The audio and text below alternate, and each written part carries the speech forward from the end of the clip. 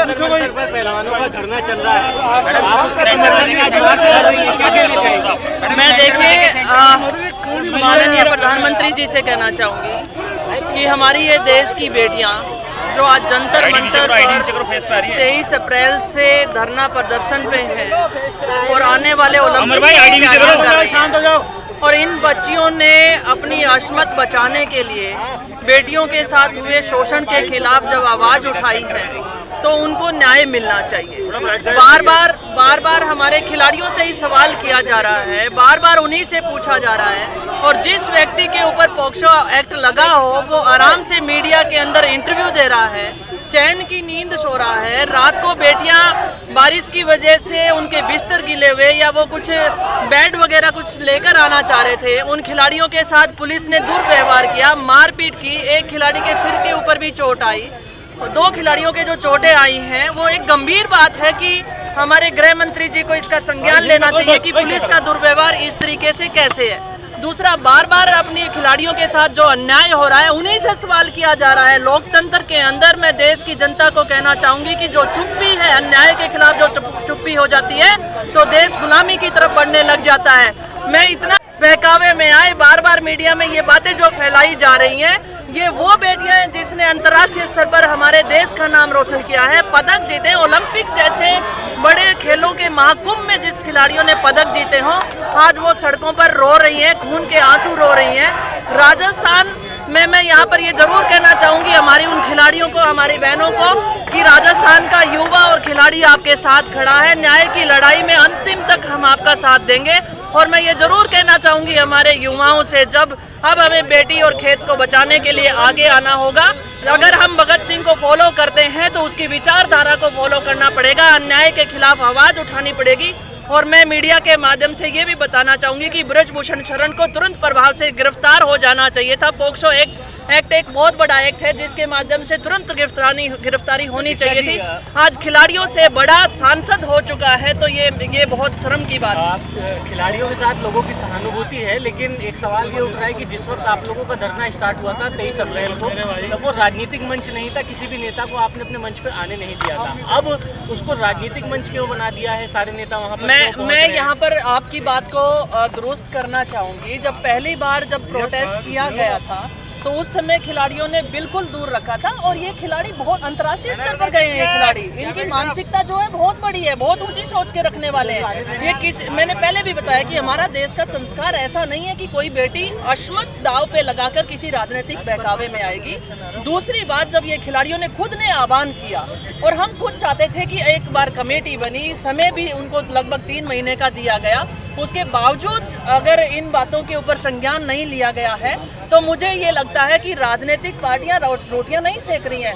इस देश के हर व्यक्ति को उसका मैं कहूँगी समर्थन देना चाहूँगी। बीजेपी को छोड़कर इस देश में कोई भी ऐसी राजनीतिक पार्टी नहीं है जो आपकी बेटियों की अस्मत को दाव पे लगाकर राजनीतिक रेटियां सेके।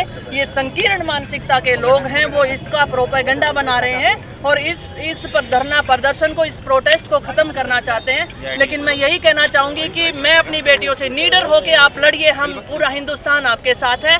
और उन माता पिता से भी मैं कहना चाहूँगी, जब ये बेटियां पदक जीत कर आई थी तो आप अपने बच्चों को ऐसा ही स्टार बनाना चाहते थे, उन्हें फॉलो करना चाहते थे। आज उन बच्चियों ने हिम्मत जुटाकर अब अपनी बच्चियों की अस्मत के खिलाफ जो षड्यंत्र रचा गया, यौन शोषण हुआ, उसके खिलाफ जंतर मंतर पर धरना प्रदर्शन कर रही हैं। जहाँ भी जिस भी स्थिति में जो भी लोग प्रोटेस्ट गाँव में, ढाणियों में, छोटे कस्बों में जहाँ पर भी कर सकते हैं उन्हें करना चाहिए। किसका शेल्टर मिल रहा है? एक ही राज्य, एक ही परिवार, एक ही जाति के लोग जो है बार-बार अब वोट टारगेट कर रहे हैं। क्या आपको लगता है कि क्या बात है? वर्सेस राजपूत हो चुका है पूरा? क्या बात है, क्या बात है, क्या बात है? इससे शर्मनाक बात और क्या हो सकती है? जिस दिन हमारी बच्चियां मेडल जीत कर लेकर आई थी तो उस दिन वो हिंदुस्तान की बेटी थी, और जिस दिन वो अपनी बेटियों की अस्मत बचाने के लिए सड़कों के ऊपर है तो वो जाट है। ये शर्म की बात है कि हमारी खिलाड़ियों को जाति विशेष में बांटकर इस देश के खिलाड़ियों का अपमान किया जा रहा है। जिस दिन वो मेडल जीत कर आए थे, इस देश ने गर्व किया था, उस समय वो जाट नहीं थे, वो इस देश का खिलाड़ी था जिस दिन वो मेडल जीत कर आया था, और आज जब वो अन्याय के खिलाफ अपनी आवाज मजबूत कर रहा है तो उसे जाट का नाम दिया जा रहा है। इससे शर्म नहीं देना चाहते हैं ये खिलाड़ी, ये कहते हैं कि बड़े खिलाड़ी बहुत सुंदर स्पष्टीकरण विनेश ने दिया था कि आज तक उसने कितनी बार स्किप किया और जो वो नहीं खेलने गई, उसने कभी भी, और खिलाड़ी कमजोर नहीं होता है, ये भी मैं बताना चाहूंगी। कोई भी खिलाड़ी अगर इस तरीके की राजनीति करेगा वो मेडल नहीं जीत सकता है। वो खिलाड़ियों ने अंतर्राष्ट्रीय स्तर पर जाकर मेडल जीते हैं। ये कमजोर, इनके प्रोटेस्ट को कमजोर करने की बातें हैं। मैं मीडिया के माध्यम से देशवासियों को कहना चाहूंगी, आपने जब अपने बच्चों के लिए आइकॉन को चुना था उस समय किसी जाति विशेष को नहीं, उनकी प्रतिभा खेल को बचाने के लिए, कुश्ती को बचाने के लिए सड़कों पे हैं तो उनके साथ न्याय होना क्या लगता है किसको शेल्टर कौन दे रहा है बिरभूषण को? पॉलिटिकली किस तरीके से इसको करने की कोशिश की जा रही है, आपको क्या लगता है? बीजेपी की सरकार कर रही है। आज अगर किसी भी खिलाड़ी के साथ इस तरीके से हो गया होता, कोई आम आदमी होता तो तुरंत सलाखों के पीछे होता। आज वो सांसद है और बीजेपी को सांसद की जरूरत है। आज वो खिलाड़ी जो इतने स्टार एथलीट हैं, जिन्होंने वर्ल्ड स्तर पर हिंदुस्तान का नाम कमाया हो, और आज वो सड़कों पे रो रही हैं। क्या इसी दिन के लिए मेडल जीता था उन लोगों ने? आप कब तक बैठेंगे? देखिए, आज मेरा समर्थन उनका हमेशा से रहा।